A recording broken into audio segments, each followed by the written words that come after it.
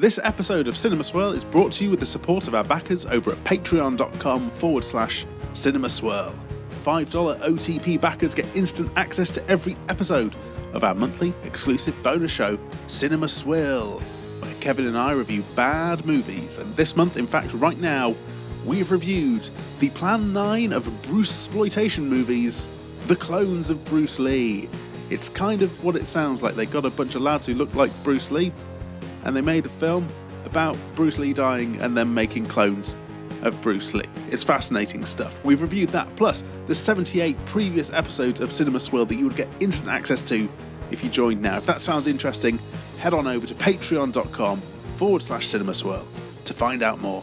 All right, let's get swirling.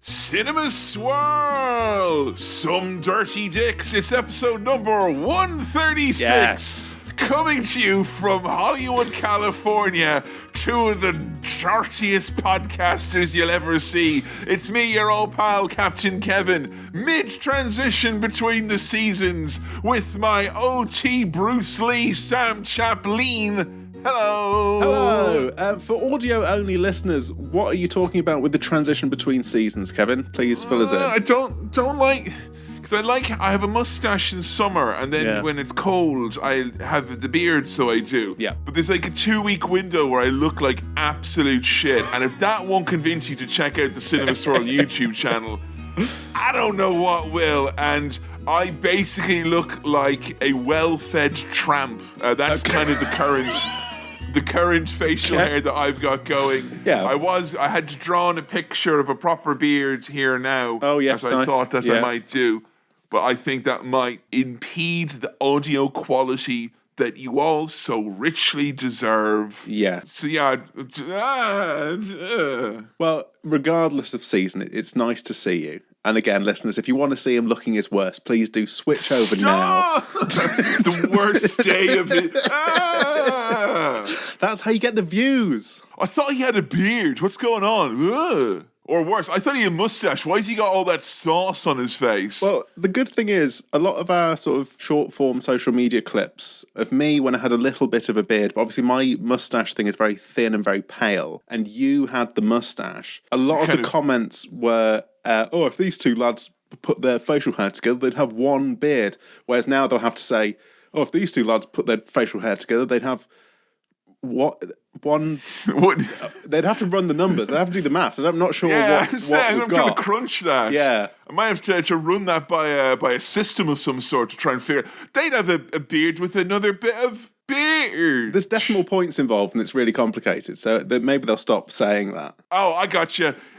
If these two lads had joined their facial hair together, it'd be like one of their beards was adjusted for inflation. Oh, very good. Yes. All eyes on the Bank of England today, folks. Can I say?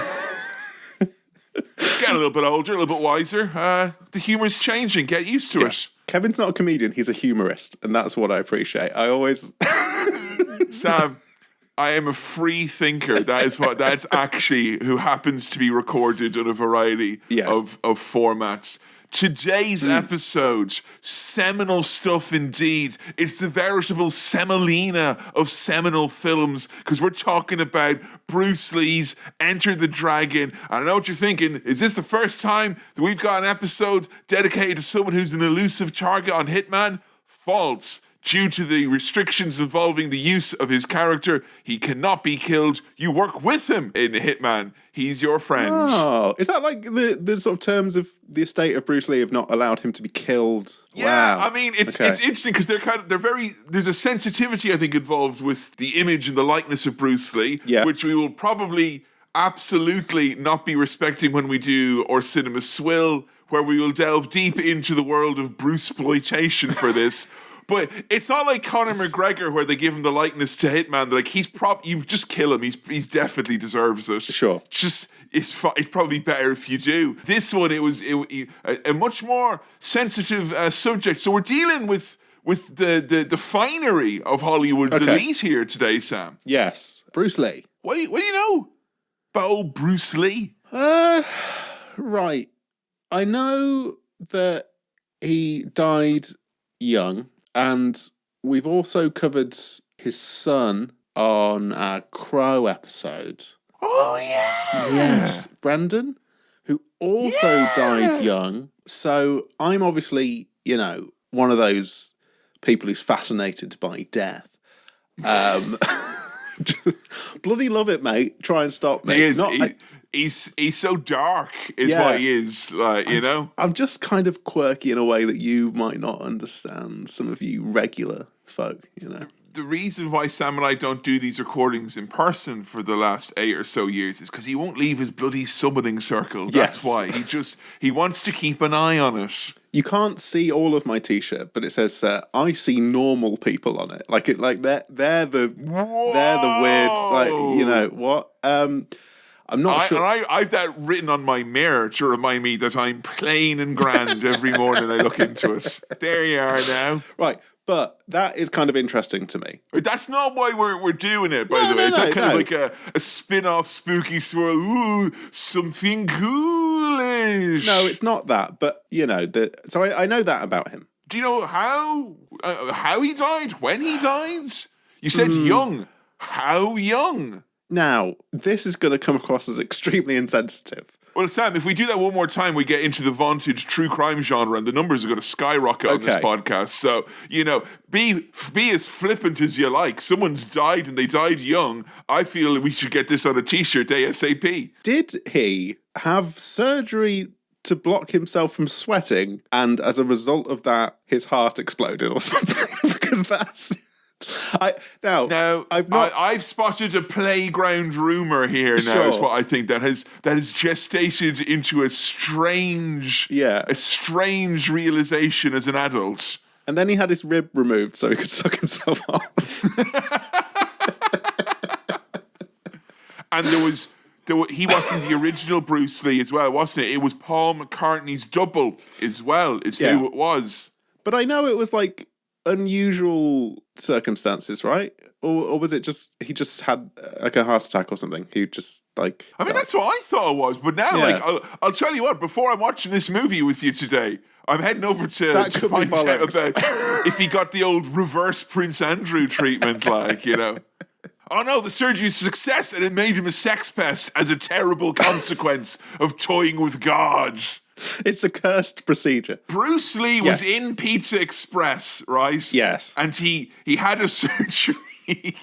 So, I know he's dead. I know he was seen as the best martial arts performer in the world. He was a legendary person in this field. I also know the kind of yellow outfit. Because I feel like you've seen some stuff that perhaps... Because you're a Quentin Tarantino A-level media student. I am, so for my sins. I feel like you've perhaps seen him be referenced in some other works of said director. So a couple of Tarantino things. I think the Kill Bill outfit is possibly a tribute. Philip Wang wore that. I was going to say Phil Wang in Taskmaster. And I tell you what, Phil... We were loving it in Salford when you told us all your jokes about what it's like to live in London. I was like, gather around, everyone.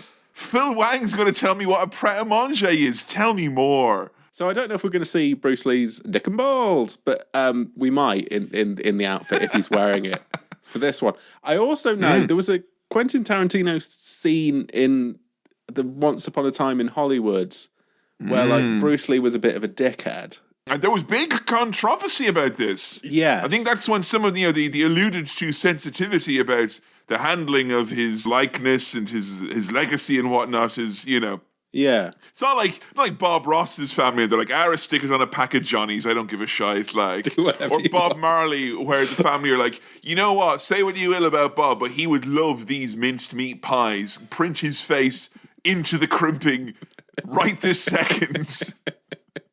I think that's sort of the extent of my Bruce Lee knowledge. Remind us who maybe didn't watch Once Upon a Time in Hollywood, which my wife, I discovered, we realized she had a Letterboxd account that had laid fallow for several years. Okay. And we realized she gave that movie half a star. So, coming at you. Also, on Letterboxd, and I'm sorry I can't credit who this is because I haven't looked it up just now. Oh, yes! There are at least two accounts who have made playlists or whatever. Oh, I've done a peace sign and it sent balloons up on my camera there. So if you want to, they all float. If you want to check out Kevin's beard mustache combo and some balloons happening, peace and love. I've simply too much to do. No, someone has put together a list on Letterboxd of all the Cinema Swirl and Swill films. What? If you and wanted Swill? To do yes, that the work has been done, and I appreciate it. Wow, because I was like, that was on my we should do that. Yeah, and then someone has done it for us. Been now, done. do we try and buy them out, or do we try and do it ourselves and then basically crib their work? Or do we just sit back and let that fan be like, hey, then they have to carry the banner. They have to update it. I trust them more than I trust me to do this. Sam, having never met them, I trust them more than I trust you and me. Yeah, so thank you for more importantly, us. Thank you for your diligent work there. And I will credit you at some point if I remember. Anyway, right, Once Upon a Time in Hollywood. What was the representation of Mr. Lee? Because I feel like, it's an obvious question to ask. You've not seen any Bruce Lee movies. No. So the only thing you've seen where it's like, look, it's Bruce Lee is literally that scene in that movie, right? Because it might be an uphill battle is what I'm suggesting culturally. Okay. He's not played the latest Hitman DLC. No, I haven't. So he doesn't know that he's 47's little mate. So instead you think he's this buffoon of sorts, if I recall. Well, yeah, I think he comes across as a bit of a annoying show-off, and then Brad Pitt beats him up or something. I can't really remember what fucking happens in that, but it's a bit stupid. But do you think that's going to happen in this movie? That Brad Pitt's going to come in and be like, bam. Because it's fun, Sam. I don't think Quentin's work is going to completely colour my expectations of what this film will be like. Could you surmise what Quentin's fucking problem with Bruce Lee was? Or was it just you reckon, it's funny to do that, I guess? I think he's probably one of those people who's, talked to people who will have worked with Bruce Lee and will get a real kick out of presenting this alternative side to the legends and the myths about him and just making him look like a fool. Counterpoint, do you believe that he needed to be taken down a peg or two 40-some years after his death? I'm not coming down either side. Maybe Bruce Lee was a bit of a dick. I don't know. All we want to judge today is the quality of his film work, right? Okay. Yeah. We've got an important word here. It could possibly be two words separated by a hyphen. KF. You know what I'm talking about. Kevin's friend, Sam. Kung Fu. No, Kung Fu. Yes, right. Okay, yeah. Now, I heard those cats were indeed fast as lightning. But I will reveal enough to you to know this is the original Hollywood export kung fu movie that some say you could trace everything from John Wick, The Matrix, and The Matrix Revolutions to even a bit of John Wick Presents Ballerina. I'm so sorry if I put a foot wrong here, which you wouldn't want to do in one of them bloody martial arts fights, would you? But Oi, you at home, you get the wedge, I'll prepare the thick end of it and see what he says. Thank you. Is that a type of martial arts, or is it a genre of movie about martial arts, or is it something else entirely? What is Kung Fu? I know they're fighting. I know they're fast as lightning. I know they're fast as USB-C. What's going on with that? What is it? You gotta let me know. I don't think it's a particular type of martial arts. What is it? Other than I think it just means Chinese martial arts. Oh, okay, right. Like a martial art that originates in China. Fine. He says, hopefully. Yeah. No, don't give me the thick end of the wedge. I'm on your side. Okay. Maybe a combination of martial arts. I don't know what what in your non-familiar, he's only seen Kill Bill Part 1 and 2, and I'm assuming, like most people, if you've not seen those for at least 15 years, what is it? Kung Fu? What am I getting in Kung Fu? What's Kung Fu? Kicking. I mean, watching on the film now, film, what maybe the Kung Fu. Right. Now, this is not just because of the song, but speed. It's going to be quick. There's high kicks, low kicks, chops. I feel like middle kicks? No middle kicks, just high and low. Nothing in the middle. I think there's going to be some chops. I think people are going to get kicked in the chops and chopped in the kick. I think there's going to be intense, high speed, high energy action. I think there's going to be noises and... noises? Like what? That I'm not... Yeah. I'm not 100% sure most of them are appropriate for me to necessarily do. Fair. Unless we put like a caption underneath you saying it was something else. Because I feel sometimes those noises could be, if heard in a vacuum, be mistaken for other noises. Look, if I say hiya, I mean that feels like hiya. See you later. It's a sort of Yorkshire type of fighting where you go, hiya. Oh, I thought you were being Lincoln there. I was asking someone, like, can you do a Lincoln accent? Because I lived there for like 4 years and I've got nothing. They're like, oh, they're all, hiya, see you later. I'm like, they say that here in Manchester as well, I'm pretty sure. When we fight in Nottingham, we're like, hey up. And we're just like, that's how we do it. And then in Bristol, they're like, cheers, drive. Yeah, there's kicking, there's chopping, there's punching, there's noises. It's fast. I'm trying to remember now, you've had some fun with action movies. Yeah. But on the great Cinema Swirl canon, as reflected upon in our Letterboxd account done by a very, very great fan. Thank you. I feel like the closest we could draw through is like Bloodsport with Van Damme. Yeah. Or... we did a bit of Steven Seagal, I think, once upon a time, but I feel that might be insulting to even the concept of this movie to draw a parallel to a bloated wreck of a fridge of a man. and Vlad's got to be watching. A bloated wreck of a fridge of a man is a great... And I'll tell you, I'll tell you what, right? Not to fucking tell you with your Quentin Tarantino backing to make fun of Bruce Lee. Yeah. But we can't kill Bruce Lee in Hitman. But my wife right now can go downstairs and kill 12 different versions of Jean-Claude Van Damme because he reckons you can only get your money's worth if you kill him a dozen times. Is Bruce Lee one of the few already dead people to be a target in Hitman? Are there any other not alive? Sean Bean was dead inside after, but I think that's not the same thing. No, but still very much physically alive. Yeah, Bruce physically Lee alive. I think that complicates things in a game about killing someone if they're already dead. It does, and maybe that's the idea. It's like, they already had their shot at that, like, yes. You know. And he did that to himself with the sweat reducing surgery. I've got to find out where this came from. I'm now thinking that sounds like absolute bollocks. That it can't be what happened. It's the investigation that's going to lead me to a playground in Nottingham. I'm going to get in trouble for trying to get to the bottom of this. Like, now you're not allowed here. About the film, Enter the Dragon. Who's the dragon, Sam? It could be Bruce Lee. He could be the titular dragon. The titular dragon? Yeah, it makes sense. It's a Chinese traditional thing, right? He might want to be the embodiment of the Chinese dragon. And love a dragon. He could be the dragon. But I know, right, that he does not fight Chuck Norris in this. No. And I know that because how could he possibly know that, you wonder, long-time viewers of the BBC? Because there's a very funny scene in the British version of The Office where the IT guy is talking to Gareth about Bruce Lee. And I know he doesn't fight Chuck Norris in Enter the Dragon. He fights him in Way of the Dragon. Then why didn't he say that in the first place? And I just love that series because I feel like it walked so Afterlife could run. You know what I mean? It's really difficult to remember that The Office was good, like was fun. Oh yeah. It is. It's hard sometimes. And inexplicably, it still is. You know. Me and Sophie do quote that particular scene back. The little bit where Matthew Holness is like, no.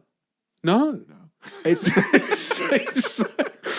so pitch perfect for that role. But I know from that Chuck Norris is not in this. Those of you who, like me, are Irish and are like, well, I live in the UK, what will it be like? Basically, that scene over and over and over and over and over again. Oh, sorry, I thought that the contact list went up because of the pandemic. No. It went up during the pandemic.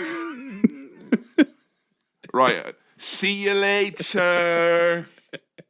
I've got my shopping now. Thank you. Thank you as a British thing. It's that I've seen Americans talking about how that's how British people talk. Is we just go, thank you. And it's the same in Ireland, but then someone says, "Go on now with your thank you."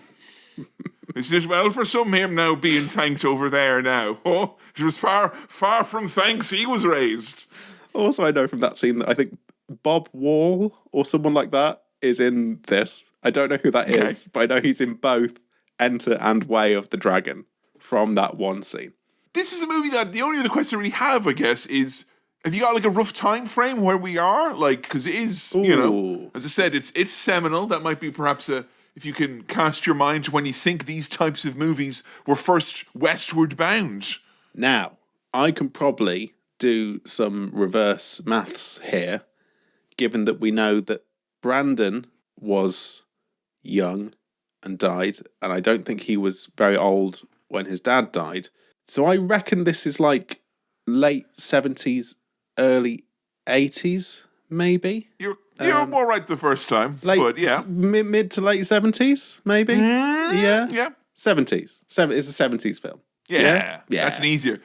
You're setting yourself up for a fail with a word like mid or late. Okay, just 70s, pick a decade. 70s. You got a nice 10-year buffer to be correct with. Yeah, the Crow wasn't like 18 in that film, so that makes sense. Makes a little bit more sense. Like, good Lord, it'd be even more of a tragedy in the making there. Yes. Goodness. So it's 70s. I mean, that's peak kung fu. It feels like probably. I don't know. Are you ready for some fucking action? Yeah.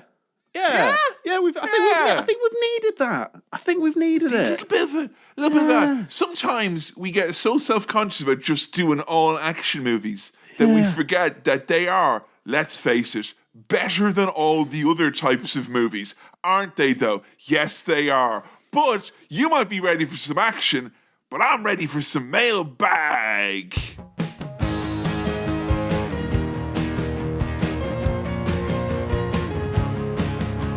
Welcome to the mailbag. Thank you, as ever, for your questions, queries, comments, other bits and bobs into cinemaswirl@gmail.com. That's cinemaswirl@gmail.com, where I'll hit them all with the karate chop now, so I will. Or indeed, the Patreon chat, which free members can interact with on the mailbag chat. You can just pop in there. Cool. You can become a free member, right? And then you can see when all the fun content comes out, and you can peek over the paywall like Wilson from Home Improvement and go, huh? Yeah? Look, what's that? Kevin, we've said before, every episode on there has like a 5-minute free preview. You stitch those together, you are spending a lot of extra time with Kevin and Sam. And that's... If you are one of those people who thinks the best bit of Cinema Swirl is the bit at the start before we talk about the movie properly... Yeah. You'll be in hog heaven. Fill your boots. You can go to the Chinese buffet and get all spring rolls. No one's going to say anything. Kevin, beyond 5 minutes, we've run out of steam. Like that has been a recurring thing on Cinema Swirl. It's not worth sticking around. Anyway. And those Cinema Swirls, their video as well, just so you know, freaks. Oh, yeah. And we're doing the swirl after this swirl, so you get to see even more of Kevin's seasonal facial hair transition. I mean, you grow facial hair very quickly, so maybe by the time we're doing that, it'll be like this was 11. This is 12 days I had, but look, I'm just gonna make myself feel better with a beard anecdote. Yes. Recently, I had a recording of the Ashare podcast, and the whole time I was distracted because it's a terrible splinter in my finger. It's a horrible splinter. You can see underneath the skin there, and it's all raised and all that. And as I often do, I let my good lady wife tend to my wound because I like to pretend to be a lion that's a king who's got a thorn in his paw. Sure. And she was out of phrase going, what the fuck? This is we didn't know I was going to get a splinter in the first place. My woodworking days are well and truly behind me. And after much attempts, she finally removed the offending article. Sam, it was one of my own beard hairs had pierced my flesh like a splinter, healed over and given me splinter-like symptoms. Wow. So don't talk to me about beards. Are you a kind of tree beard type figure? Like, is your beard actually wooden in some way? I am an ent. Yeah, that is it. It is. Wow. You know? Amazing. But the closer we are from danger, the further we are from harm, but the nearer we are to a lovely question from a listener. Yes, right. So, this comes in from Matthew, who writes the following.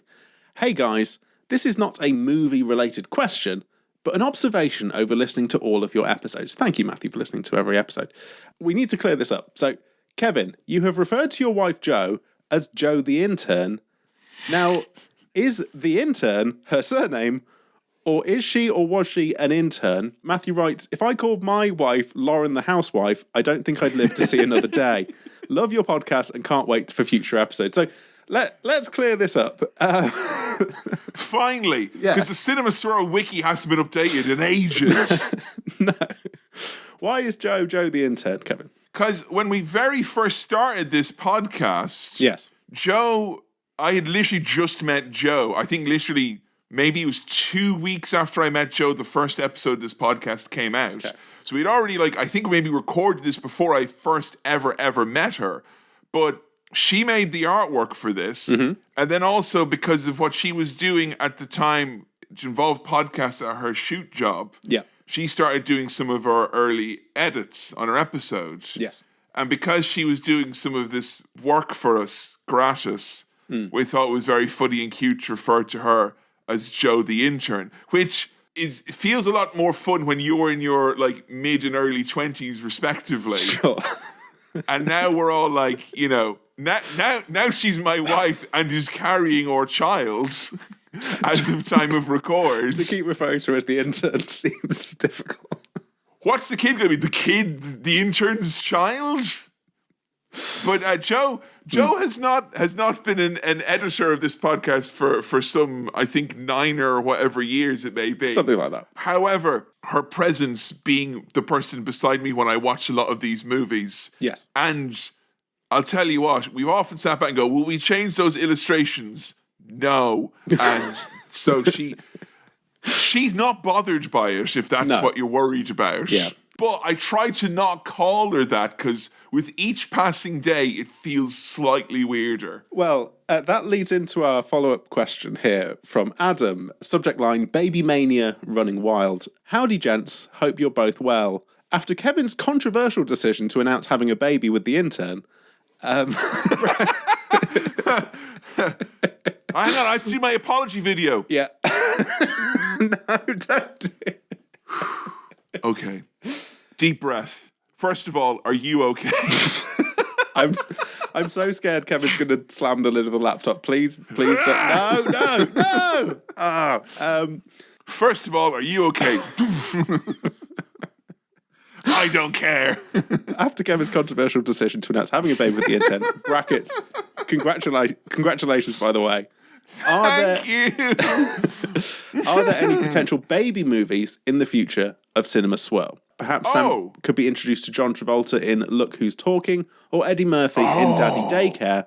What better way for Kevin to prepare for when the Goblin King eventually kidnaps his child than through a labyrinth swirl? I got confused at that bit.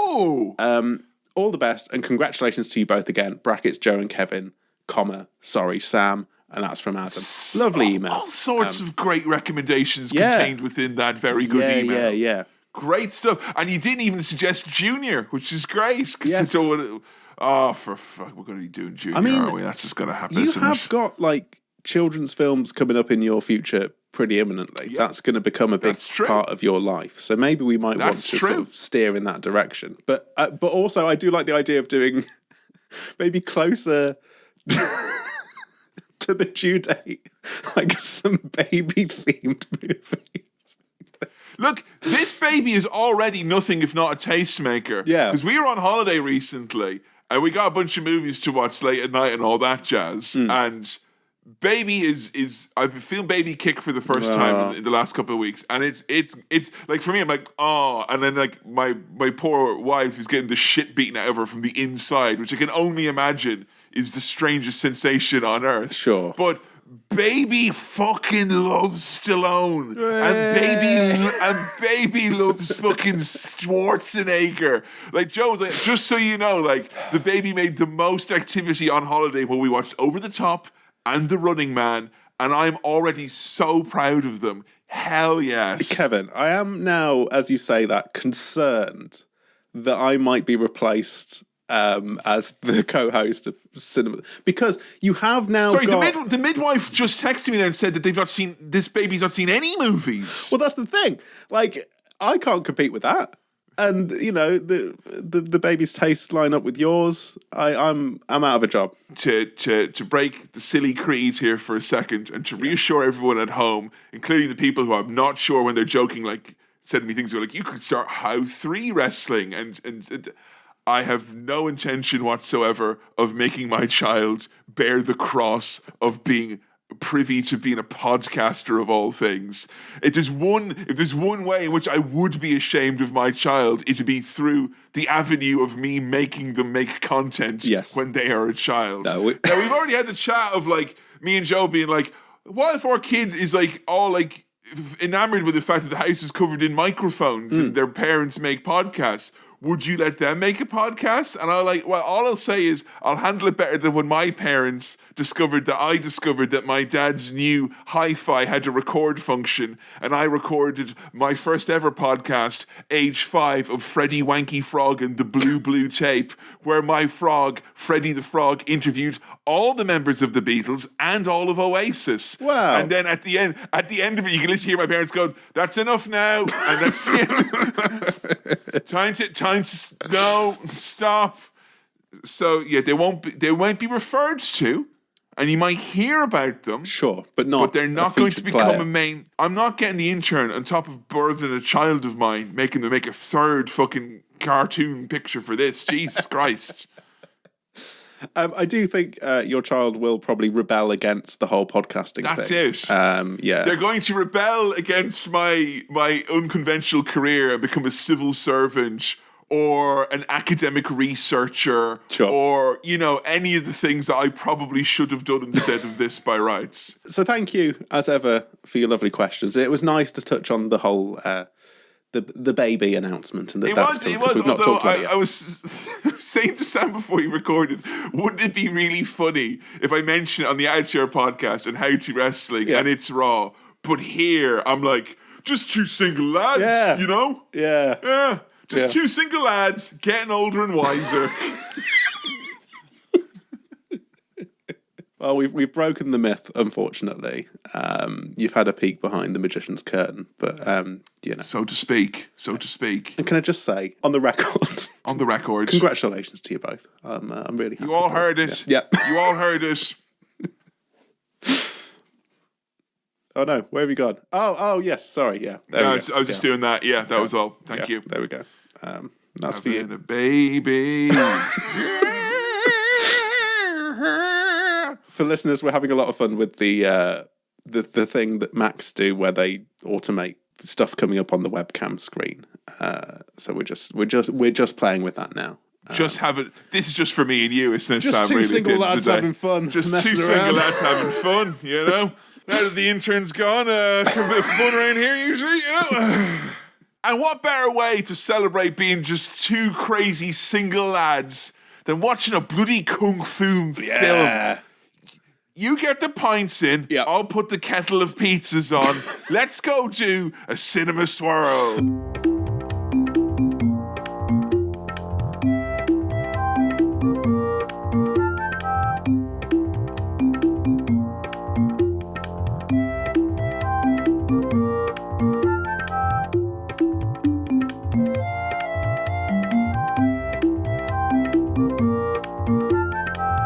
And we're back. Sam, initial gut reaction to Way of the Dragon. No. I can give you a reaction to Enter the Dragon.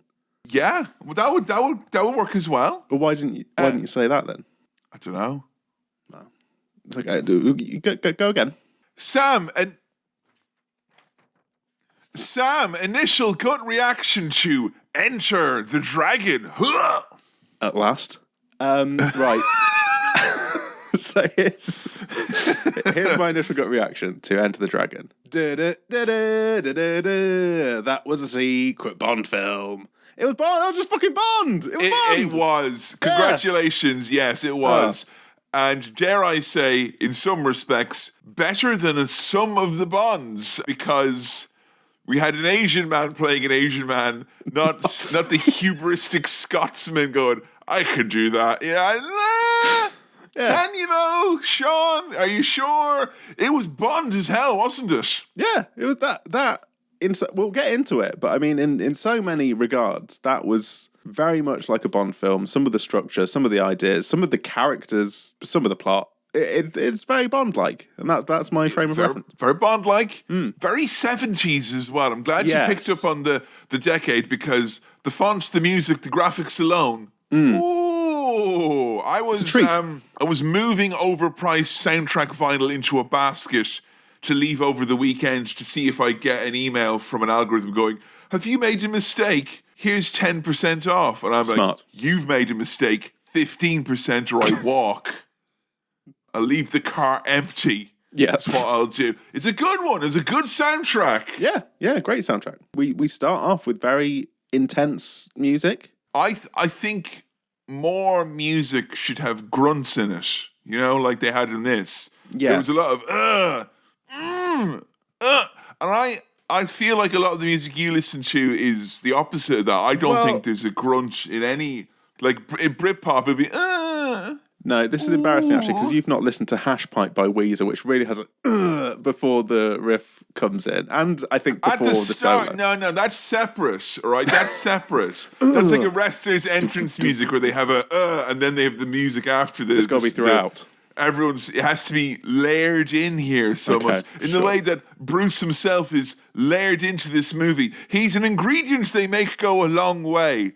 You know? You feel like you got a bit of Bruce in every mouthful, but you'd be surprised that he's actually been cut with other cinematic ingredients to make this prime bit of beef go much further than you would realize. He's the veritable beef Wellington with slightly more mushroom duxelle than one would have realized had they not encased him in pastry. Brackets Hollywood movie. Yes.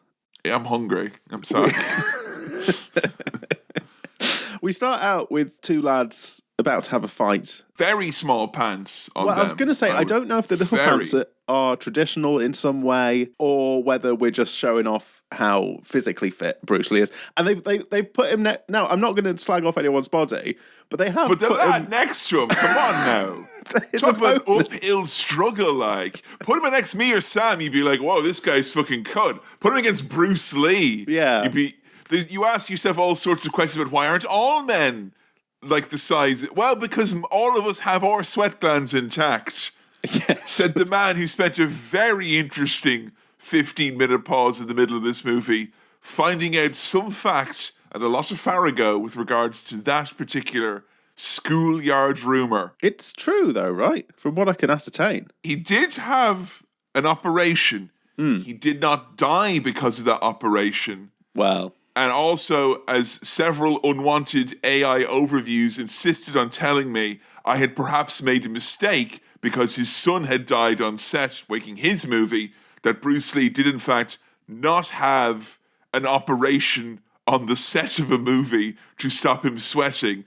No. And I didn't even ask for AI, and it's coming at me with all this weird shit. Don't put words in my mouth. Boil the ocean. Do your job.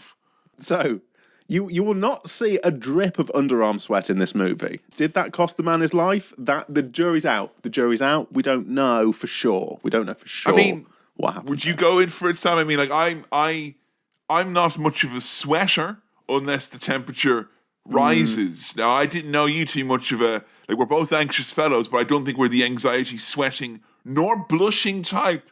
Would sweat play that much of a havoc on you that you'd roll the dice, as it were? Well, Kevin, I mean, today's the one exception, but you will have noticed me if you're watching on video wearing a lot of black t-shirts on these video episodes, and that is mostly because the underarm sweat be running wild. Even when I was looking this up to make sure my schoolyard rumour had some weight to it, and the conclusion that I came to as a child was like, he had his sweat glands removed, and that killed him.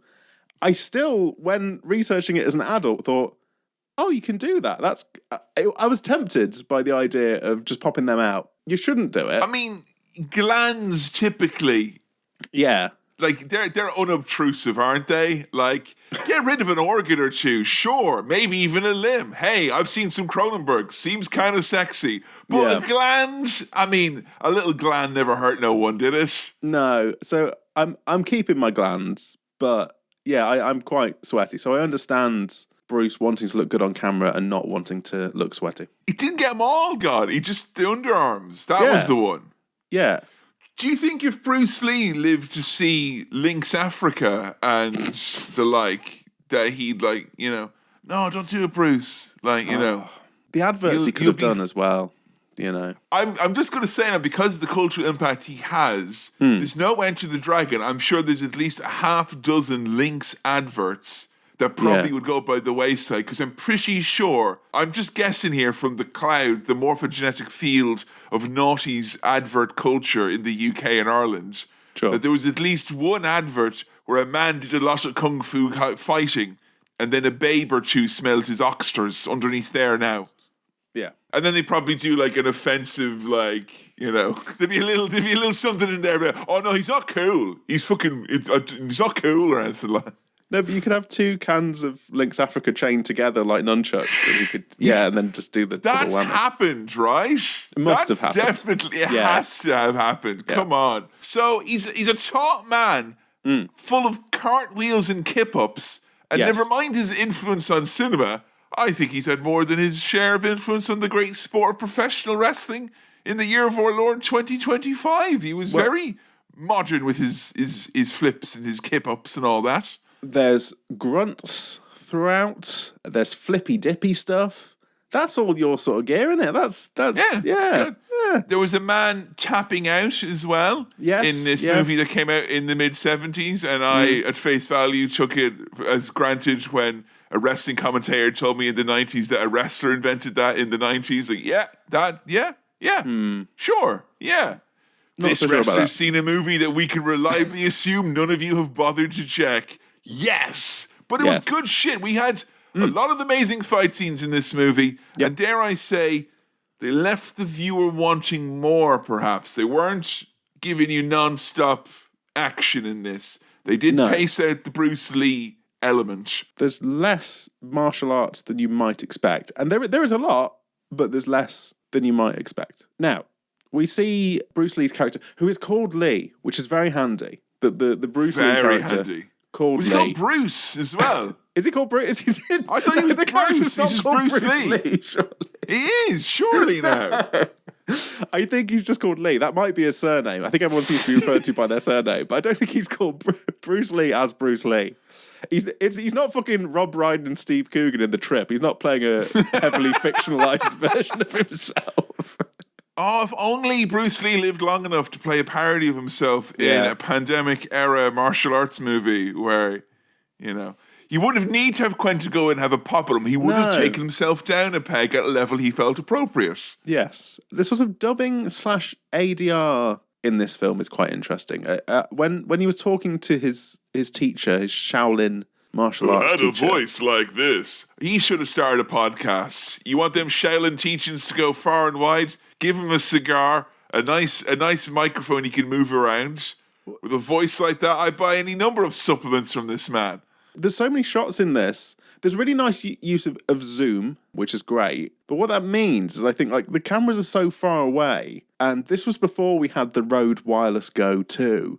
I'm glad someone said it, you know. They're having to overdub the stuff because you can't record from that far away.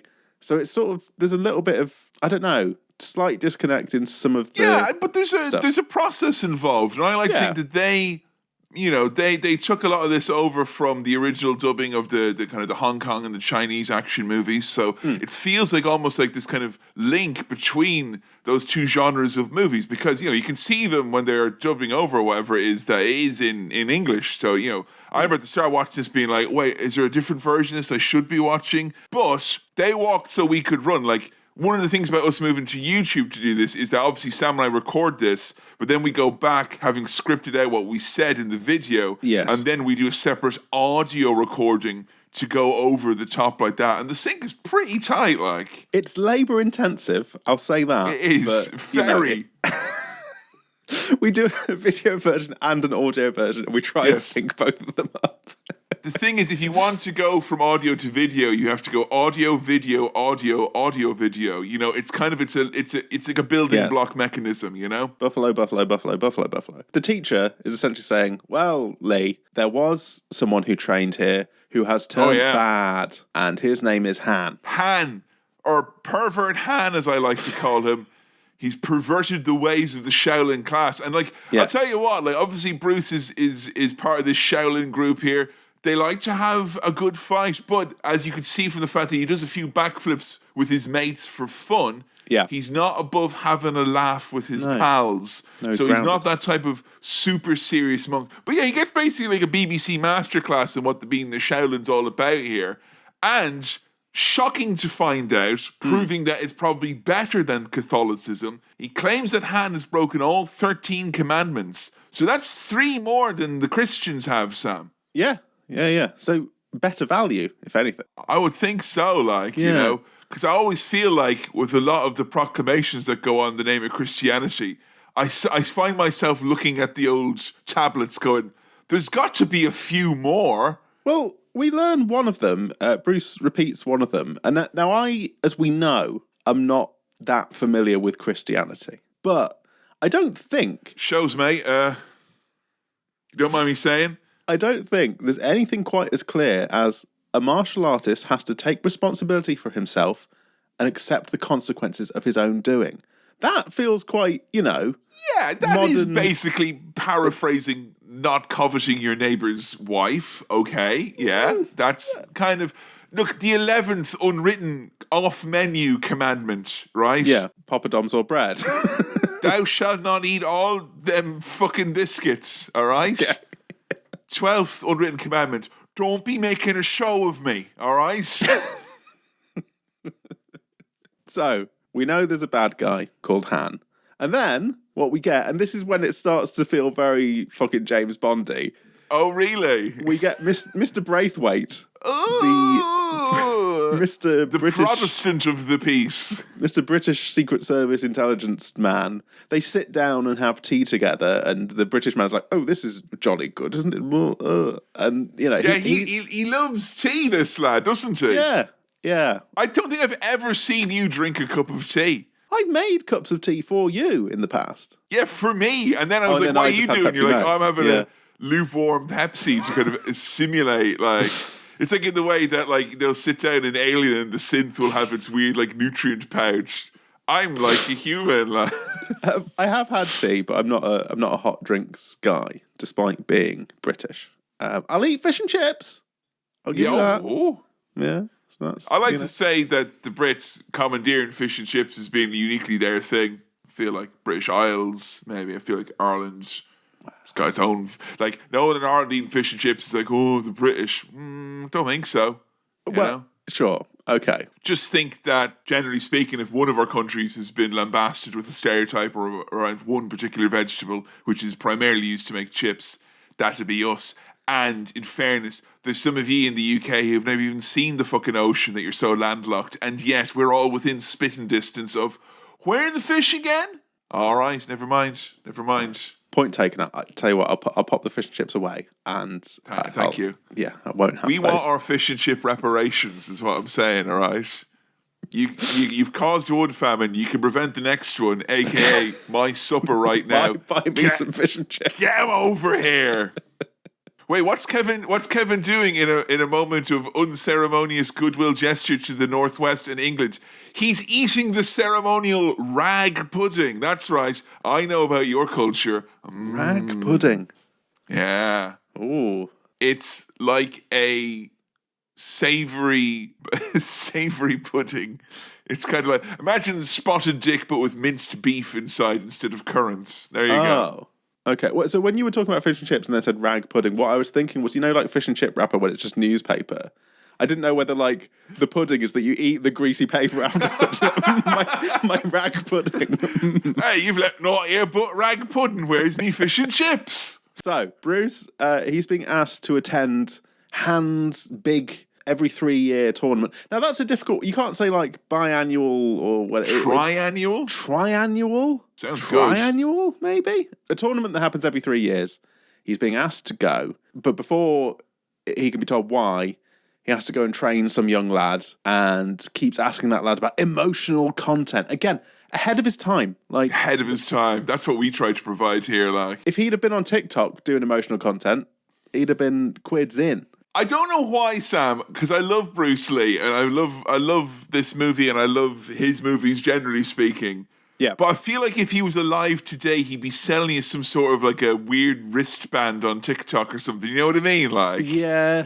Because he has that kind of appearance of knowing a great deal of depth about things, yet, like, phrases like emotional content don't stand up to the 2020s where you're inundated with phrases akin to emotional content. I think if he'd have lived long enough, he would have got on with Noel Edmonds. Does that make sense? Does that track? Because that, you know, the kind of... Yeah. You know when Noel was like... All I'll say is, Sam, is Mr. Blobby is fucking damn sight lucky. He was a damn sight lucky where he's like, out when he did. Ooh, I've got a wristband that can cure cancer. You get your head kicked off. Right, Kevin, here's the thing. The title sequence, the music from the title sequence, I know and recognise. Do you know why that's the case? Can you guess the... I don't. No. Perhaps slightly problematic origin of my knowledge of that music? Because it surprised me and I had to dig through my brain to find out where it was from. But fill me in, Sam.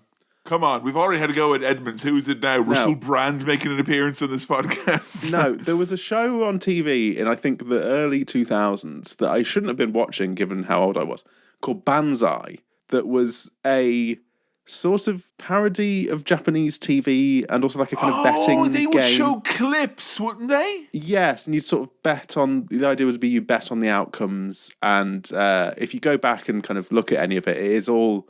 really filled with all sorts of stereotypes and bad stuff. The name Bonsai made me think it'd be such a respectful piece.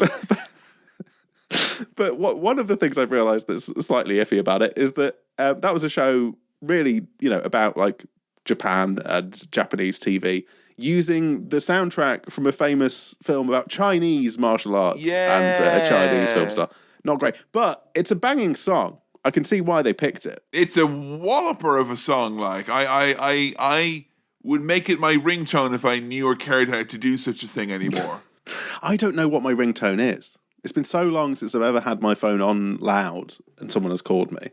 Those two things have not synced up. I only have it on loud by accident. My ringtone, I associate my ringtone the way I used to associate my alarm waking up in the morning, which is okay, here we go. Because if your phone is being rung, it usually means something really important is happening. So maybe having this intense kung fu jazz number is perhaps maybe not the smartest idea, because I'd answer the phone going it wouldn't be the best way of doing things. I did like that we get this cool montage of seeing all the various people going to the tournament. Yep. I did like that he came out of a plane and the side of the plane inexplicably said hats. I like that. Made me laugh a lot. They're very funny. They're like these special bits of clothing that you can put on your head. Now, I don't really know anything about that myself, and I did find it particularly hilarious recently when a midwife informed me and Joe that we will have to make sure our baby has a minimum of 4 hats. And then she was like, "What's your problem?" I was like, "You've not had 4 hats in your whole life, mate." Sorry. I'm just going to start dialing child services now and let you settle down, and then I might finish it off if you are implying that you're not going to get your child the requisite number of... They'll have many hats, don't you worry. Do they have to have hats? They have to have hats, Sam. They'd get cold heads, wouldn't they? They do. They got cold, soft heads. And try as I might, it will be a difficult battle to not take that child's hat and put it on here and go, hoo-hoo-hee-hee. Yeah, it'd be quite funny.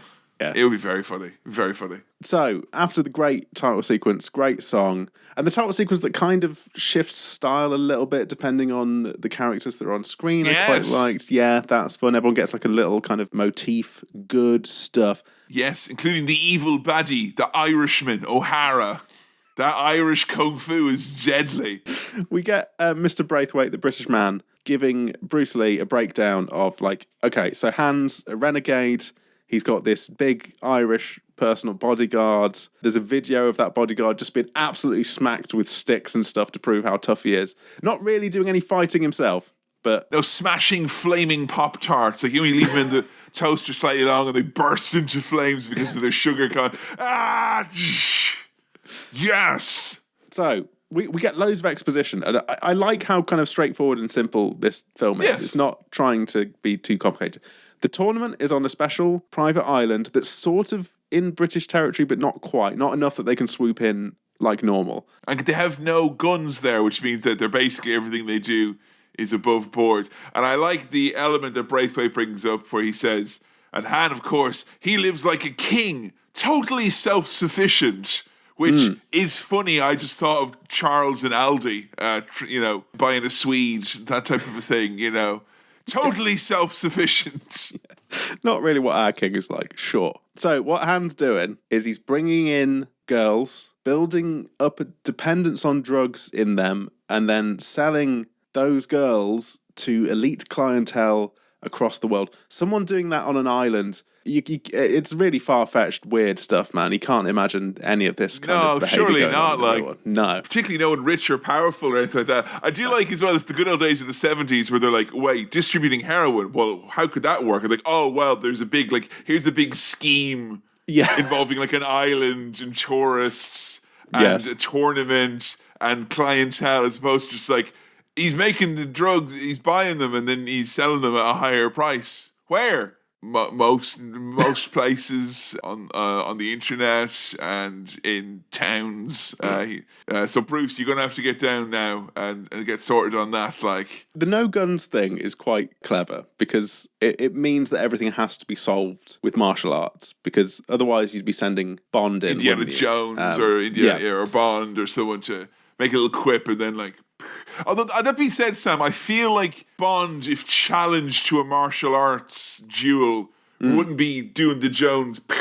He'd be like, "Oh, really?" And he'll like, he'll get his hands dirty. Not because he loves a scrap, but because of his own ego. He'd have to have. He couldn't just be like, "Oh, I'll shoot you with the PP7." That wouldn't be happening. He'd get stuck in. But again, much like the Bond films, there's a bit where the British intelligence person is going, but Bruce Lee, there is a female operative that we've sent on the island that we want to get back, and she is pretty, and you might want to kiss the lady, and it's all that kind of stuff. And he kind of, Bruce sort of does a bit of the cheeky kissing's gay. Like he's basically like an ornery teenage boy. Where if you replace like the word gay with not in the Shaolin like mindset or whatever it is, because do you want to go out for this? No, go out gay. No. Yeah, they almost present him with opportunities to be quite sexual, and he usually, refutes them, turns them down. And it's hot as hell, Sam. Let's face it, Well, yeah, it is. So we then also find out more. We get all of our exposition like quite early doors here. We find out that Bruce Lee's character's sister. Yes. Han's bodyguard killed her, or kind of led her to having to kill herself. To kill herself, yeah. This was quite a good sequence because she was one hell of a martial artist, this lady. Yeah. And I do think it comes from that era where there was probably studio executives going, the drug thing's not strong enough motivation, is it? And it's like, well, what if it felt like a pick your path. Like, do you want this to be a movie about anti-drugs, or do you want this to be a movie about a cool tournament, or do you want it to be like an emotional revenge quest? Because it's kind of all of these things, and all of those things simultaneously have no bearing, but also ultimate bearing. Like, when Bruce Lee wins this movie, when he wins at the end, he's all like, oh, thank God, my sister. She doesn't really factor in that much, other than when you see O'Hara, you're like, you're the Irish bastard with the scar who hosts that podcast. I mean, the Irish bastard with the scar who made my sister kill herself. And I remember you now. I guess there is that thing of like, you can pick your motivation for why you're rooting for the main character. They just give you loads. Like, just come on, this is all. Fill your boots. Yeah, it's quite nice. There's probably some people watching this, Sam, who are like, oh, the Commonwealth, do it for them, Bruce Lee. We've got another 15, 20 years of this association going. Make the most of it. There'll be a small segment of the audience who are like, oh yeah, do it for good old Blighty. The flashback sequence of Lee's sister beating up some lads, it's all good stuff. There's some good, nice martial arts stuff. Great. Okay, so now we're getting flashbacks again of each of the two of the individual competitors who are coming to this tournament. So there's a guy. Love this, by the way. Yeah, it's great. Yeah. It almost feels a bit like telly. It feels like, I'm sure there's a way of viewing this where they're like, oh, we're not confident enough in having, an Asian lead in this, even though obviously the poster, the imagery, everything associated with the memory of this movie, no one's thinking about like, fucking Williams and Roper or whatever it is, even though I love them both as characters. Sure. Because, I mean, I'm not sure how much you're aware about this movie being like one of the first examples of there being an Asian hero protagonist lead in a Western produced movie where he's not like, an evil villain or a wizard or a shaman or something like that. And I wonder if it is a little bit of like, oh, we maybe are worried that the white audience won't like this as much, so we'll throw in our man Roper here. And it's the 70s, and maybe we want to throw in like a black lead as well. So it kind of, there's shared duties early doors, but I feel it works kind of well as an ensemble, even though they're not all like back to back to back fighting as pals. Look, it just feels like a little, like an anthology almost, I guess, of characters. Yeah. I think as a film, it's kind of covering all bases. It's just going, here's kind of everything. Just like, a little bit. Yeah, but pick what you want. So Roper, his backstory, and it's so like straightforward and clear what's happening. He's being approached by loan sharks who are like, where? Make with the dough, Roper, or we'll break your fucking ankles. And that's his you motivation. all points on the vig, Roper. And I'll tell you what, if there's one thing the inclusion of all these extra protagonists does, it really puts into perspective how skilled both Bruce Lee and the presentation of Bruce Lee is. Because I'll tell you what, Sam, the dying shame inside when I saw the half-hearted white man's kung fu from Roper. I'm like, get fucking Jesus Christ, get Roger Moore in here and show him how it's done. It was so bad. So that's Roper, who's essentially, a gambler who's in debt and needs money from the competition. The coolest thing that he does is beat up those lads and then land his ball on the green, which I think would be most dads in the 70s idea of the coolest man who's ever lived. Yes. And now we have Williams, who is a black man, in the flashback getting harassed by racist cops. He beats up the cops. He gets away in the squad car. And I can't, in the text of the film, didn't get much more to it than that. Like, that's kind of it, like, Yeah. Fair enough. And but I think as well he is like, because he went into like kind of a gym full of like cool guys going, huh, yeah. He does martial arts. Yeah. So he's a cool martial arts guy. Plus, immaculate afro. This man's in the tournament. Like, I'm booking him based on the look alone. Like, yeah. It turns out him and Roper knew each other and they were in Nam. Does that come up or mean anything? No, it doesn't need to. No, it's that period where you can kind of go, just like back in Nam, and you go, exactly. Yeah, and then yes, mate. The traumatized audience can fill in the blanks themselves, like. And I'm there watching going, I bet they played a lot of cards, right, Dad? Yes, that's right, said my dad, who kind of let me believe he was in Vietnam for way longer than a man in Ireland born in the late 50s really should have. Now, we've just seen Roper's backstory of being a gambler. He then immediately on the boat on the way in loses a bet on fucking grasshopper fight. I'd be getting on this action, Sam. I don't know about you. You think? When I was in Japan, I was channel hopping once in the hotel, and there was this channel where there's two channels I remember. One, there was a channel where a boy did maths incorrectly, and then the teacher's like, no, and they're like, And then a girl would come in and she'd do it right, and the boy was like, idiot. And then there was another channel where 24/7 it felt like they were showing bugs fighting other bugs, right, and IRL Pokemon. So I would have went in on the praying mantis who was faking out on their back. You know, they were luring them in. Roper, that was an easy bet, money on the table. But he's a degenerate gambler, Sam. He can't resist. He's not even on the island yet, and he's down money-wise. So there's a guy from New Zealand who doesn't get a backstory other than being a piece of shit to all the staff and stuff. I get staff, is that right? Like the little lads on the boat who are like... Is he from New Zealand? That voice of his. Well, come here now, show me your style. Huh? Well, but someone goes, him over there from New Zealand. But yeah, you're right. The voice is fucking all over the place. I don't know where that accent is actually from. If only we could have a more like nuanced presentation of a New Zealander for Americans, like the Bushwhackers or something, because this is clearly like just them like, look, do you want to fight? No. Just do whatever. Just do a stupid, weird accent. Where's your style there now? I'll show you my style. No. That's ours, not his. Bruce manages to not fight him, but actually prank him into getting into a boat by himself, and then everyone laughs at him, and he gets all covered in water, and that's fun. Yes, I think they should do this on below deck when the guests are rude. Pop him on a little boat. Yeah. Put him on a little boat and they go, ah! Not until he's sober up, Roy Orbison's grandson.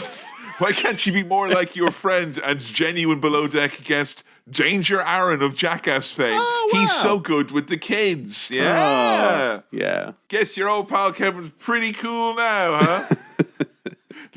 A couple of weeks ago, Billy was over in my house, and I didn't even bring it up. He randomly went against below deck so hard it betrayed an inner rage within him. He's like, will they land the boat? Will they not land the boat? Will they have dinner? Who gives a shit? And I'm like, well, it's actually really good, Billy. It's actually... Did you bring up that Danger Aaron was involved? Because I think that would win Billy. No, because he didn't earn that fact. Okay. You, with your general indifference of the positive variety, you get that. Now you get to enjoy it. So... they make it to the island, and they see that, I think, Han's secretary is a pretty lady, and all the lads are like, oh, wow, this is good. We're going to have a great time. Woo! And Bruce is still a bit like, oh, yeah, I'll join in with you lads, and be like, yeah, but he's got eyes on the prize, and the prize is justice. Very stoic. I did like when they arrived on the island, though, seeing large groups of men train in unison. Always fun, even if they're just, training for like a tractor pulling competition or the plowmans or whatever it is. Yeah. Very, very good. And I think, Sam, that You Only Live Twice saw this movie and went, I'm having that. Maybe we'll do this exact bit ourselves. Yeah. And then Sean Connery saw one of the many Asian people and went, perhaps I'll do this. I will. Give me that makeup. It gets worse the longer it's been since we've watched that. When you just look back at it, you're like, oh no, oh dear. It was bad at the time, and it just still feels really bad. Come on, Sam. It was 2022. It was a different time, man. It's crazy. But they're in this like fun room when they're all meeting, and there's like sumo and music and dancing. It's a veritable feast for the eyes. There's so much going on. There's like birds in cages, there's sumo, there's like other martial arts. I think there's dancing and food and drink. There's feasting going on, but Bruce, of course, being very stoic as he is, he's like foregoing all the feasting that's going around him and seems to be eating either only dates or Lindt chocolates before the fight. I'm not sure which. Popping them in. Yes. Eventually, after a while, Han arrives. And then the girls that he arrives with, one by one, they throw their earrings into apples that he has thrown into the air, which different lads catch, and Bruce Lee catches one and clocks that's the secret agent. Undercover babe. Woman. Yes. Yeah. And I will say, Sam, is if you're going to try this at home, make sure your partner is in fact wearing earrings, is in on it, has seen Enter the Dragon. Otherwise, you'll end up with a room full of apples. You'll just be wasting good apples.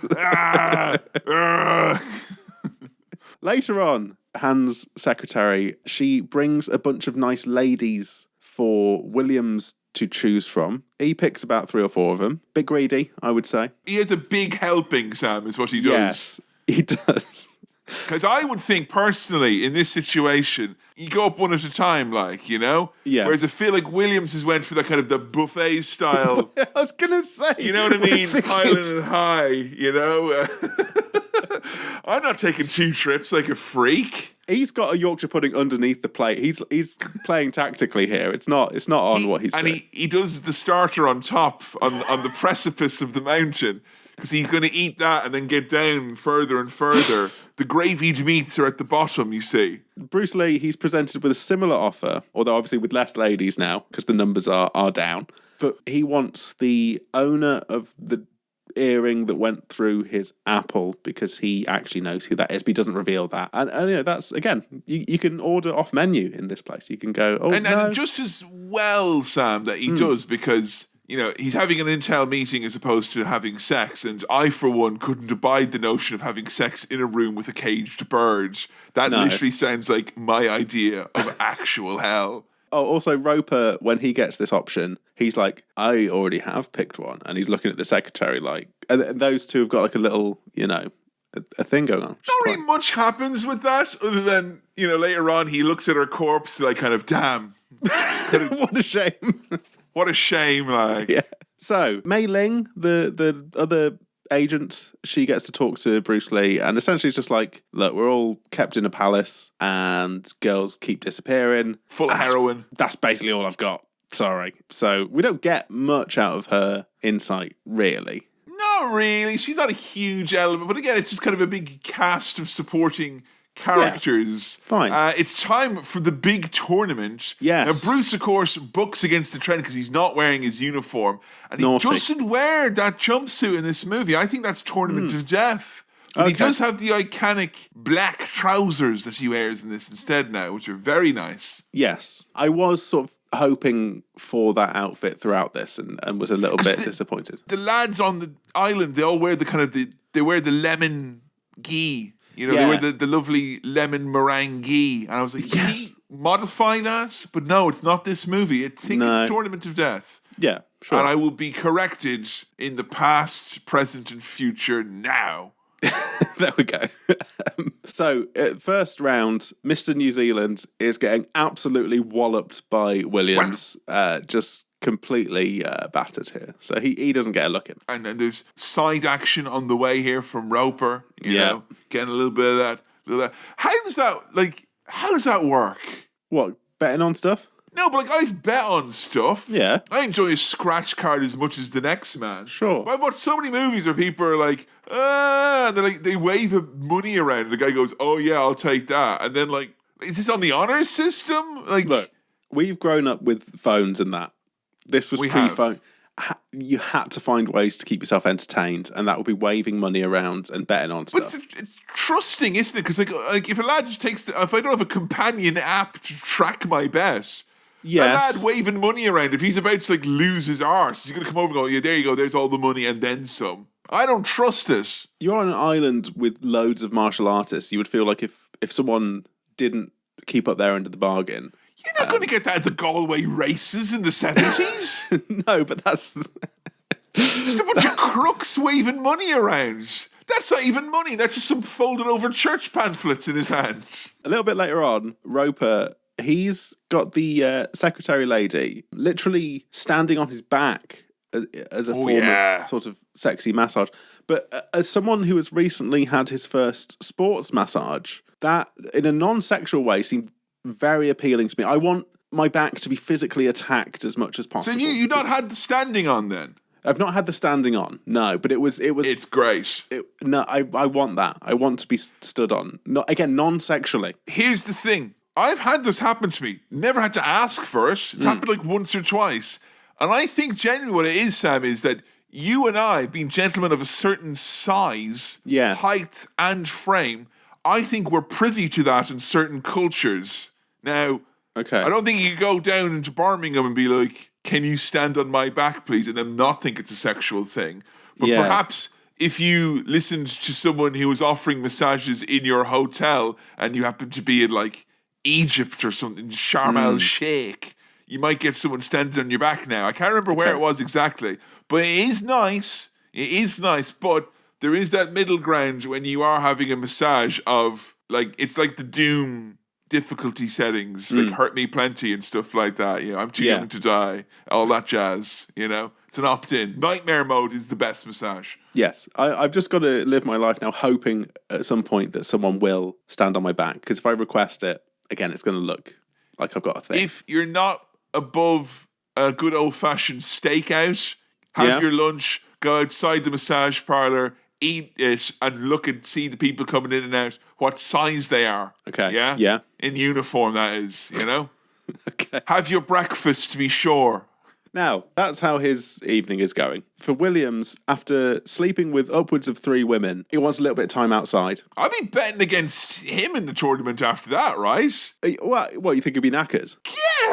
Yeah. Yeah. There's no inner light. I'd be finding out who's doing no masturbation November, and I'd be betting that they'd win. Have you heard about this? No masturbating November? I think that's what they call it, to do it. And yeah. I feel like of the people in this film, Bruce Lee is the one who's practicing. That, yeah. Not doing that. But if he were to, because of the power within him, if he were to touch his own penis, it would just be... It'd go flying off, like... It'd go through the walls. So... Williams he wants to go outside. He's told by one of the ladies, you can't go outside, you're not allowed to go outside. And he's like, I'm going outside. He goes outside. At the same time, Bruce Lee is sneaking around the palace doing his undercover spy business. It's a fun stealth mission. Yeah, you say stealth mission, that perfectly encapsulates it. I feel this is another one of these movies we've stumbled upon where, not just other movies, but like 30 to 40% of all stealth games, I feel, owe a debt of gratitude in some respect to this movie and how it depicts exactly the stealth takedown mechanic, because only in video games and Bruce Lee can you do a stealth takedown that involves like 6 punches, like quietly, boom. What I like about how this is shot is that I think most films now would do this way too close up, but this is zoomed far enough out that you can see the level design and where the enemies are, and you just watch him kind of go into the little nooks and crannies and get to the right place to do his work. It's great. It's lovely stuff. He pokes around the facility, and sure enough, drugs. Oh, there's drugs you're there. just going away for a nice weekend. It's a festive. Drugs. Knew it. Friend's mother, he used to like basically be convinced that every activity for teenagers and young adults was drugs. And there was like, look at them all there now, pointing at Hot Press magazine and all the members of Bell X1. Drugs. That's mostly true, but you have to say it. Well, yeah. Now, there were some barky dogs on screen, so Stanley's dander was raised at that point. To what degree? Like, Tournament of Death level? Like, were they going to attack the screen? He did a little bark. Just a kind of, acknowledgement. I'm here, you're there. Let's all keep ourselves to ourselves, but just fair warning. You missed a teachable Shaolin moment. You should turn to him and be like, bark with emotion. Yeah? Emotional content, Stanley. Emotional content. That's what we need, Stanley. Come on. Any picture of Stanley is emotional content, I would say, me. It is. So, we're in the drugs lab. Bruce does get rumbled by security, but manages to get away. Meanwhile, Williams, he's outside. After shagging a lot, he's outside still training, but he sees Bruce kind of scuttling away, and there's some acknowledgement that they're both outside, which is important. It's all good, simple stuff here. It's even a lovely clip. I'm happy for there to be a conspiracy for these cool martial artists to uncover. I'm happy for them just to get through the tournament. All that being said, where are my brackets? Yeah, where are my brackets? Yes. You would expect brackets and a montage in this at some point, because we only see about 3 tournament fights, really. I wanted to see a nice gilded nameplate, perhaps with dragons around it. Thank you. Exactly that. Yeah. Yes, very annoyed is Han that curfew was broken, and the only way to get around this is to have the staff fight each other. And the big man is brought out for this one, Sam. Yeah, and the big man, the enforcer, he just basically kills all the guards, just fully snaps their necks and stuff. Yeah, there's lots of the like you go like the twist is the coolest thing you could do. This wouldn't have happened if they unionized, by the way. There's specific procedures in place to prevent union men and women getting their bones crunched by a big ass. So after that, we got Bruce Lee versus Bob Wall / O'Hara. Big Irish. And he's got quite the put down, hasn't he, for the big man, Bob Wall. Bornstone hit back, and I swear to God, he was about to burst into tears. Like, shut up. I was trying to describe what he looks like without sort of saying he looks a bit like you. We got red marker. I can elongate. Yeah, here he looks he would look cool now, which happens a lot with 70s stuff, I think, and certain haircuts and facial hairstyles that comes back around. Yeah. It's quite a cool look, but he does essentially get absolutely battered by Bruce Lee. He does. Even with his dirty tricks. Yes, which is basically smashing some glass and threatening to jab him with the glass. Typical Irishman. His bottles are empty and now he's coming at you for more. I did notice in this, there's not really any time where Bruce Lee looks in any kind of actual danger. Which works, I guess, because the protagonist's duties are a little bit split. If it was just Bruce all the time, I think you get a bit sick of him being in zero peril. But instead, he's like this really fun gun that comes out and gets shot a few times in the movie, and every time you're like, yes. You don't stay with him long enough to even conceive of him being anything other than the ultimate badass. And that works because you have more vulnerable characters in Roper and Williams to kind of, I love shagging and I love gambling. We're kind of crap a little bit or whatever it is. So they take on all of that. And then Bruce can just do slow-mo theremin shots as he's going, ah! But he is, I guess in wrestling terms, very protected by the booking here. He doesn't sell for anyone, No, which led me to think maybe some of that Quentin Tarantino nonsense might have been, might have had something to it. I don't know if he was very diligent about how he came across in films and whether he would, lose fights and things like that. So what you're saying, Sam, is that if Quentin watched wrestling, he wouldn't have made fun of Bruce Lee in Once Upon a Time in Hollywood, and the movie The Critic would be about Dave Meltzer. Yes. Now, I would bet big that Quentin Tarantino has at least a passing interest in wrestling. You reckon? I think so. Him and Werner Herzog doing a watch-along podcast. There you go. There's the wrestling content. And they just talk about that one wrestling show that Werner Herzog has seen over and over and over again. But this, for a fight between the man who killed his sister and Bruce Lee, there's not that much peril. It's essentially gets battered, gets stomped on, and he's dead. There's even a little lad who runs over to check his pulse and does a kind of he's dead gesture. Just does that's the symbol they do in wrestling when someone has killed their opponent in the ring. They go. So Williams gets one-on-one with our villain here, Han. Backstage, they get into it, where in one of my favorite lines of the movie, Williams says, "I'll be too busy looking good." So it's a shame that he falls victim to Han's hard hands. Han is saying, look, there was someone who was out and about. We know that you were outside. And he's like, it wasn't me. And he's like, well, who was it then? And William's saying, Mr. Han, suddenly I would like to leave your island is good. To announce that your feelings have changed by saying, suddenly I want this. It's great. He gets to beat up some guards and kind of run away, but then ends up in this sort of heroin drug party den thing. Yeah. Opium den, I think that's what that officially is, with the red lighting. There's weird lighting. There's girls just looking kind of confused or laughing.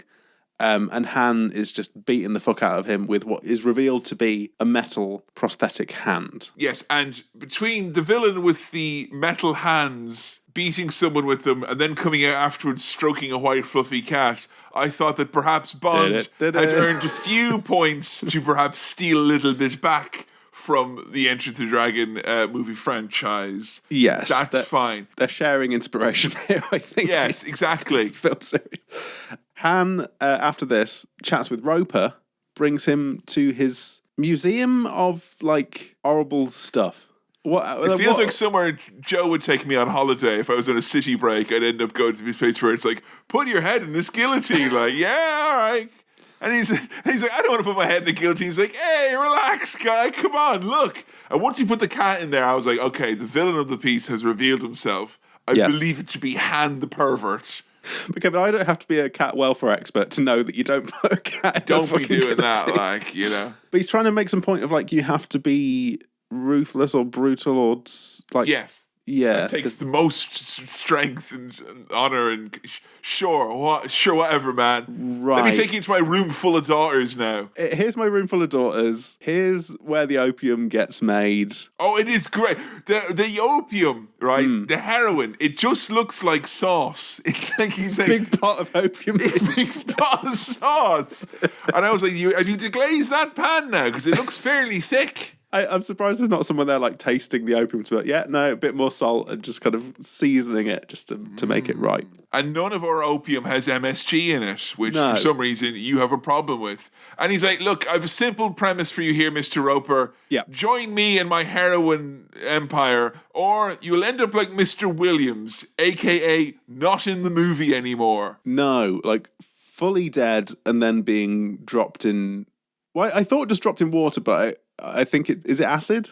He's just... I mean, at this point, like, you know, I was expecting there to be some piranhas in there, maybe sharks with laser beams, you know, that kind of a... You gilded a lily, you've killed the man, like, you know, I wouldn't even bother tying him up at this point. Just put him in a box, it's over, like. He's dead, why have we got to dip him in stuff? Like, just let him be dead. You're just making that water source contaminated for the next man, is all you're doing. The thing is, they had that Nam bond.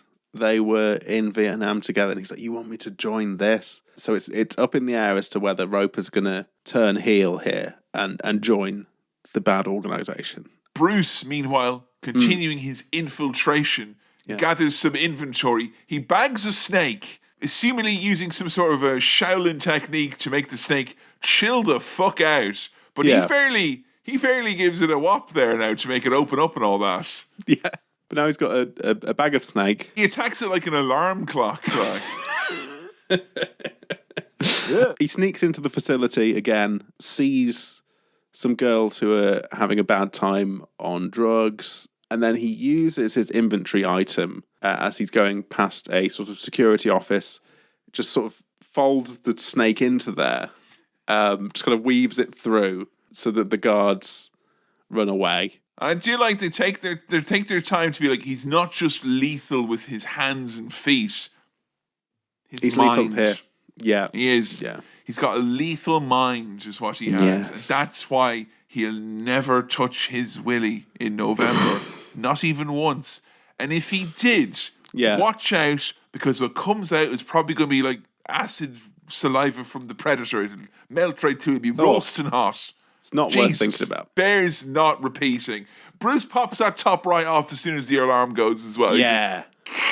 There we go. Big fight with the guards. He's got a big stick that eventually becomes two smaller sticks. He cycles through all the cool weapons. You know, we have liberal use of slow-mo. It felt very, very modern, this, you know. Yeah. And then when he gets to nunchucks, it's the scene that inspired 100,000 young men across this great planet Earth hitting themselves in the upper lip and chin while trying to do the cool thing with the nunchucks. Yes. You ever had a go on nunchucks? No, I haven't. I think I would like to, but I would hurt myself. A surprising number of boys had nunchucks in school. Yeah. A lot of them had flames on them as well, which I thought Bruce would look pretty cool if there was flames on his nunchucks, but whatever, man. Yeah, you know, it would look badass. I do like that this fight, for the most part, it's silent apart from the Foley and the grunts. And wow, Bruce Lee can make some good fighting noises. Like great. You know what, Sam? Shocking here was the degree of sweat that was coming off the man, which I felt only enhanced and added to the entire sequence of events. You watch this in the HD remaster. If Bruce Lee lived long enough to be a George Lucas, he would have digitally removed all that sweat. But if you go frame by frame and you look under the armpit, bone dry, absolutely bone dry. It's the one area where there is no moisture at all. he liked the brow and arm and torso sweat, so he's trying to redirect. It was kind of like a plumbing thing almost. Like he wanted less out here to make it come out here more. I suppose it's got to go somewhere, hasn't it?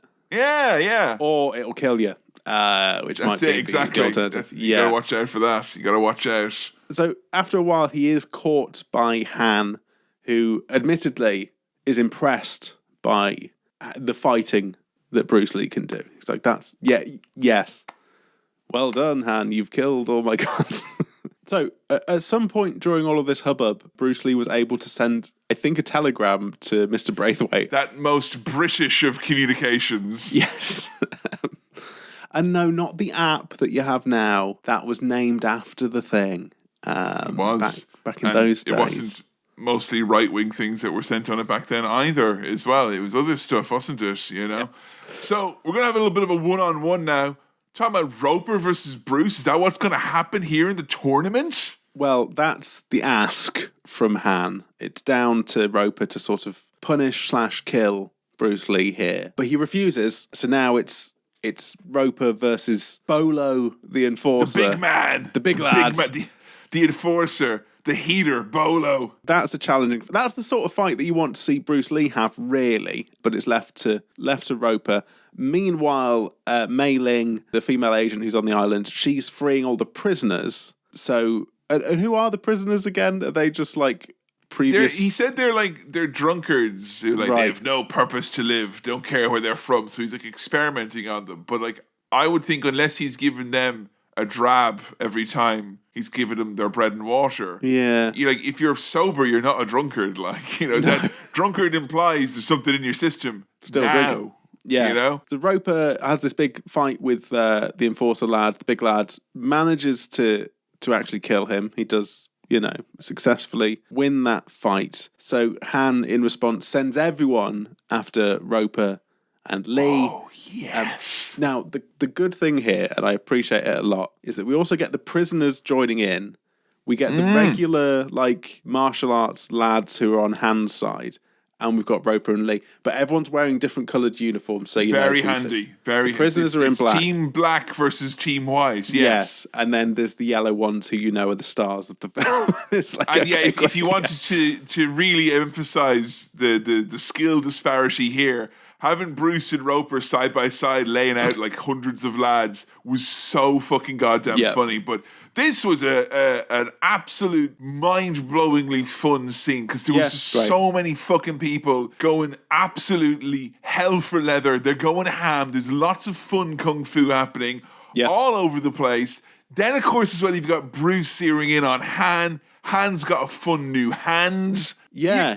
This entered into the world of silly supervillainy that I enjoyed so very much. Well, it feels very Bond to have, a villain who is replacing his hand with a claw when he feels like it. That's, kind of very classic Bond villain.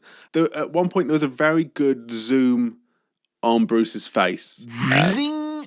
Employed reasonably sparingly, but it's good stuff. And that feels like very martial arts film, that kind of zoom to the face. As does the phrase, "You've offended my family and you've offended the Shaolin Temple, so you have." Yes. They have a little kind of solo fight on the inside then when all that brouhaha is happening outside. So that's another one of those silent fights where we're just dealing with the punching, the kicking noises, the slashing noises, and the yelps. Now, if you heard a dog making the noise that Bruce makes, you'd be onto the RSPCA. They're not treating the puppy right. No. Now, can I just say, and I know I said that thing about Bruce Lee not really being in peril, and he still mostly seems in control, because he's not physically outmatched here. The guy's got a claw, and they're in a sort of house of mirrors. Oh, man, I tell you what, I'd love to podcast in a room of mirrors. But which of us is the real co-host, Mr. Chaplin, and which the illusion? The way this is shot, this showdown in this mirrored room, it looks really nice, really cool, deliberately confusing and tense and just kind of artistic. And like for a film like that, I'm not disparaging martial arts films, but this is an action movie for the most part, kind of blending with a bit of Bond stuff, and it's doing it fairly standardly. But then I think it's more artistic than Bloodsport, is what you're telling me, Sam. Yes, yeah. This is a really nice stylistic choice. It's very clever use of the what's going on in the scene, and it's shot really well. I really, really liked it. It was a really good way to kind of twist things up. Is perhaps besides the point, or besides the need to have his mentor in his head be like, remember to destroy the illusions of it. He just leave him be. He's got this, all right. He's got this. Smash the mirrors, mate. Smash the mirrors, and then he won't have anywhere to hide. Pierce the bad man with a big long shtick on a spinny door, and the proper when he spins the door around. Great. Fucking stuff. Yeah. Looks and cool. Roper's like, whoa, Bruce, I did all this kung fu while you were in there doing that scene. We got it under control, man. Don't worry. I was thinking he'd be going around picking pockets like in Red Dead to make up for his gambling debts. I do realise now the extent to which all of Roper's like proper kung fu stuff is all off camera. and not off camera. Yeah. And people going, wow, look at that. Like, I thought it was very sweet that at the end, after the baddie is dead, and yet they just do a little thumbs up to each other, and then the helicopters come in, and then end of film, done. Fucking great. Efficient. It was efficient, that was it. It didn't feel, even though it was a movie that I think as we established early on was like, oh, maybe we'll give you this plot thread or these characters. It does feel like there's stuff in here that is kind of, for lack of a better term, extra. Yeah. And yet it feels like a ridiculously taut, sweat gland free movie, you know? Yes. Kevin, I just want to know, and I don't normally do like looking at names in the credits that much anymore, but the assistant director was called Chaplin Chang, which is what a name. What a name. I've never seen Chaplin as a first name, but I really like it as a thing now. Well, I think actually over in that country, Sam, that they do that, don't they? They put the yeah. Okay, yeah. They don't. We know. They don't. It's fun, though, isn't it? It's fun to think of Sam having a 1970s Commonwealth forebear, isn't it? Yes. What a fucking fun movie that was. Yeah. It was Bond, but I think I've enjoyed that more than quite a few of the Bond films that we've watched. Did you enjoy the kind of spy-y part of it more than you enjoyed the kind of the martial arts bit? Because there are lots of different, elements to this big boiling pot of movie soup stew. But which part of it was that you enjoyed the most? Because for me, I'm all about that martial arts in this. It tickled me something fierce, this. I loved that it was both. Because I think if it was one or the other, I'd have maybe got a bit exhausted from it. But I think it was a really lovely balance of a thing that I'm kind of quite familiar with, and then sort of martial arts films, which I'm less familiar with. And, all the fight scenes were really cool. The last one was especially really nice. Fuck yeah. But it had tropes from Bond stuff that I was like, oh yeah, that's that. And there's even like kind of Bond girls in it, and all that sort of stuff. Not to say like the female characters were just girls in the film, but kind of that's what they were played as. But Did Bruce's kind of myth, legend, because he's a name you've probably, I can't think of like a single actor who you've probably heard of in culture more that you'd never seen a movie of. I mean, he's definitely got to be right up there, He's certainly, I think is the case, most people know who Bruce Lee is, and I wouldn't say most people have seen a Bruce Lee movie. Of a certain age, I don't think that's necessarily true at all. So, did it make sense, his place in the rich cultural pantheon? I mean, he looks incredible. He sounds brilliant. His actual martial arts skills are very, very cool to watch. He's got that type of very unique presence that if anyone was to try, and because I don't think what he does should just be owned by him, but if anyone tried to speak with that intensity and that strange cadence that he has, you would just be like, you're just being Bruce Lee, you know? And it's not like Arnold Schwarzenegger or something like that, where it's like, oh, they happen to speak this way, and just through sheer force of charisma, that then becomes iconic. It's like, no, he is, like, even the clothes, like the suits and stuff he wears, he's so absurdly stylish and on point. Like, he is really, he leaps off the screen. And that's before you even get into his very cool martial arts. Yeah. I mean, his acting, I think, is, like, good. I haven't seen him in anything else, so I don't know. The movie is built around his set of skills very carefully, I think, yeah. Yes. I don't know if he was able in his career to play a different type of character. I don't know. Maybe he was, but I don't know. I get the sense that maybe kind of like, I mean, when you mentioned Schwarzenegger there, that like, he's kind of got his his gear, and he's in it, and he's very good at it. Could Bruce do a junior or kindergarten cop? We'll never know. We'll never know. No, it's unfortunately too late now, unless the AI rights to his image have been sold to some sort of fucking horrible thing, which might happen. If the family are as protective of the legacy and rights, I would hope not. Yeah, you would think not, right? But it's funny how that works sometimes. Yeah. You seem to have had a very rip-roaring good time with this rip-roaring good movie. It was fun, and it was very, very straightforward. It wasn't exactly what I expected. I thought this would be much more martial arts focused, but I mean, for what it was, it delivered. It didn't overcomplicate. It was just fun, action-packed. There's a bit of a story that you could grab onto. There's one thing about it that I thought maybe is perhaps I want to know your thoughts on is the fact that it was quite like a bunch of other movies that you've seen. Like you made a lot of Bond references and spy movie references. Did that kind of, I don't know, detract from it? Do you feel yourself thirsty for a more pure kung fu movie? Because it's a genre that you've not really seen much of. And I've been watching a lot more like kind of Hong Kong, like 70s cinema recently and 80s stuff I've watched a lot of in the last couple of years. We may well find ourselves doing a bit more of this, but I don't know. Did you feel you got your fill of that part of it? All I know is that I really enjoyed this, but what I think it does give me that taste for, okay, what's maybe a kind of purer version of this, like what's like the just full-on martial arts film, what's that like? I think we can revisit this genre on Cinema Swirl in the future, because it's something we haven't touched much, but I would like to see some more. I'm glad to know that you have developed enough respect and appreciation for Bruce that when we go and do our Bruce-sploitation special on Cinema Swill, that you'll be rightly shocked and horrified. Okay. Because I think if you didn't think much of him here and then we went and did that, you'd be like, yeah, fuck him. Whereas now it'll be, there's a pedestal from which you can fall and tumble. We've had a very good time. Yes. We've had a lot of spills, chills, and or thrills. So all I need for you now is your Star Wipe rating, please, for Enter the Dragon. I came this close to saying Way of the Dragon by an actual mistake there at the end. No. So, Enter the Dragon, Bruce Lee, great film, had a great time. What a guy. 4 star wipes. You heard it here first.